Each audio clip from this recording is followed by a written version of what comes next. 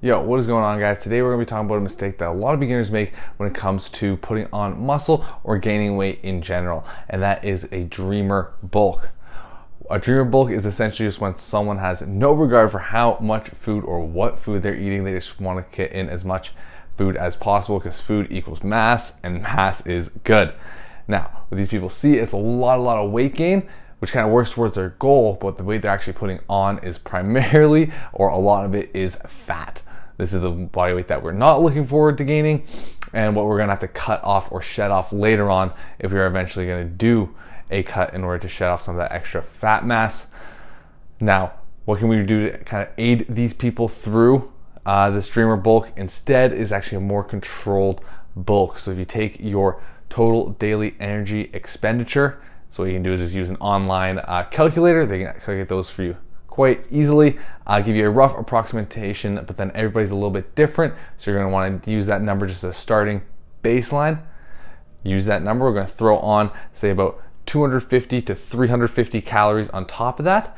This is then going to put us into that caloric surplus that's going to have our body building muscle through our resistance training, and there will be some fat gain as well. This is going to be something we have to accept when it comes to putting on muscle or eating in the surplus, is your body's going to put on some fat at the same time, but this can actually be beneficial when it comes to some of our hormonal regulation as well as strength gains. We can notice our strength numbers going way up there when we're putting on a lot of this weight. Mass moves mass. It's one of the fundamental laws of the universe. But now you can use a app as well that kind of like incorporates both of these things, as well as tracking your food. Now, tracking our food is imperative to make sure that what we're hitting in our diet is what we want and how much of everything we want as well. I personally use this app called Macrofactor, created by the Stronger by Science crew. They have a great job of calculating your total daily energy expenditure along with tracking all your food, and their total daily energy expenditure actually moves up and down with your weight and energy fluctuations that are going to be happening through these long-term diet changes.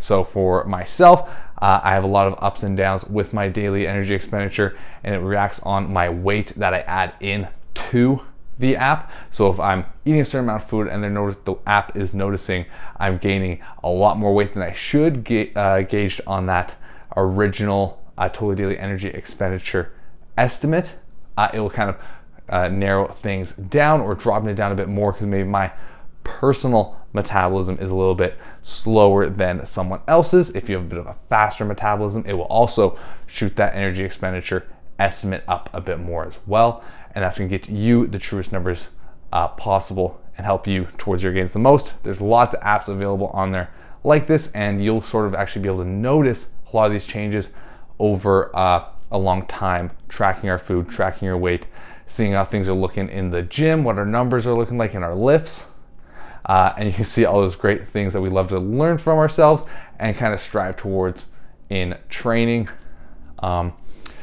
Another tip is going to be our protein goal. We want to make sure we're getting enough protein in our diet. It's going to be about 1.8 to 2.2 grams per kilogram of body weight. So what is that going to look like? Just try to get more protein in your diet.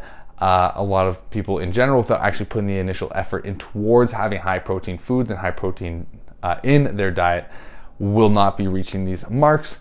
If you want to be totally optimal, you can hit those 1.8 to 2.2 goals. But just knowing that, bumping that up a bit more, having a scoop of some whey protein with you in there once a day, before, after your training, anything like that, can help you up that a bit more. Maybe right before bed, or maybe just throwing in an extra slice or two of chicken, deli meat on a sandwich, an extra egg in the morning, can add up over the greater significant amount of time that we're going to be going through these changes, or just our total training lifetime, essentially. All right, guys, that's all I got for you today. If you have any questions, just leave them down in the comments below. I'll be more happy to get to them as soon as I can. Have a great rest of your day.